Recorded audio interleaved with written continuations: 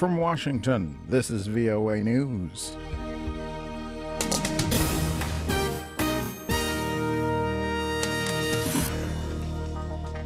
A report now, fresh airstrikes in Iraq.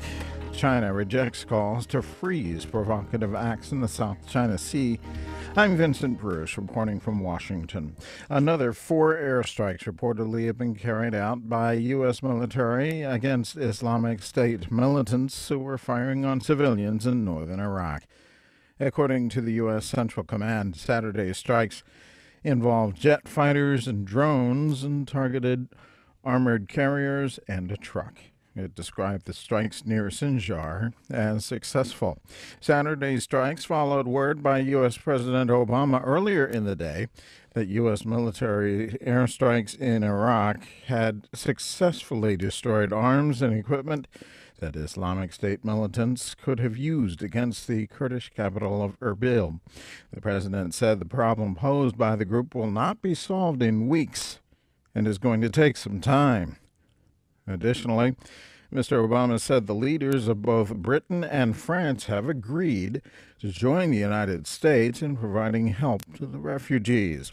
A White House statement says Mr. Obama and British Prime Minister David Cameron agreed Saturday to develop options to secure the civilians' safety. Iraqi leaders have expressed thanks to the United States for airstrikes and relief to stranded Yazidi refugees. The advance of Islamic State militants toward the Kurdish capital appears to have halted for the time being. China has dismissed U.S. calls for a freeze on provocative acts in disputed waters of the South China Sea. U.S. Secretary of State John Kerry, in attendance at a meeting of ASEAN foreign ministers in the Myanmar capital of Naypyidaw Saturday, said the U.S. and ASEAN had shared a responsibility to ensure maritime security in the region. The United States and ASEAN have a common responsibility to ensure the maritime security of critical global sea lanes and ports. We need to work together to manage tensions in the South China Sea and to manage them peacefully, and also to manage them on a basis of international law. But China's Foreign Minister Wang Yi disputed the U.S. position, saying any talk of rising tensions was an exaggeration. The South China Sea has become a center of debate at the regional meetings of ASEAN amid growing tensions over potentially resource-rich areas claimed by Vietnam, the Philippines, Brunei, and Malaysia, but more broadly by China. Israel says it will not negotiate under fire as it continues to bombard Gaza in response to rockets from the Hamas militants.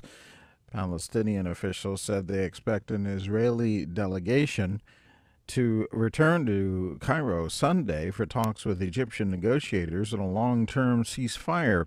Israelis say they will not join the talks as long as the attacks continue. Both sides exchanged attacks Saturday, a day after a 72-hour-long ceasefire expired, with no progress in Cairo towards a longer-term truce.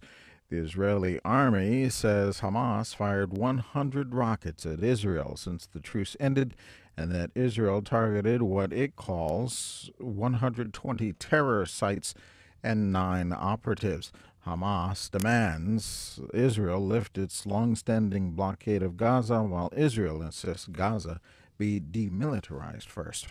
Saturday was the final day of campaigning by candidates in Turkey's first directly elected presidential vote. Dorian Jones reports from Istanbul. In Istanbul, supporters of Prime Minister Recep Tayyip Erdogan's presidential bid are campaigning hard in the final hours of Turkey's election. The first time the country will choose its president by direct popular vote. Mr. Erdogan contends that a directly elected president has a mandate to exert more power. According to the constitution, Turkey's president is the head of the state, but parliament holds the country's real political power. In contrast to Mr. Erdogan, his rivals Selahattin Demirtas and Ekmeladin Insanoğlu are campaigning against authoritarianism and promising they will not make significant changes in the country's balance of power. Dorian Jones of VOA News, Istanbul. Pro-Russian separatists in Ukraine say they are ready for a ceasefire with the government amid gains by Ukrainian forces against the rebels. Kiev has not yet responded to the rebel offer, but the government has said it could agree to a ceasefire if the separatists give up their weapons. More on all of these stories at voanews.com. I'm Vincent Bruce in Washington. That's the latest world news from VOA.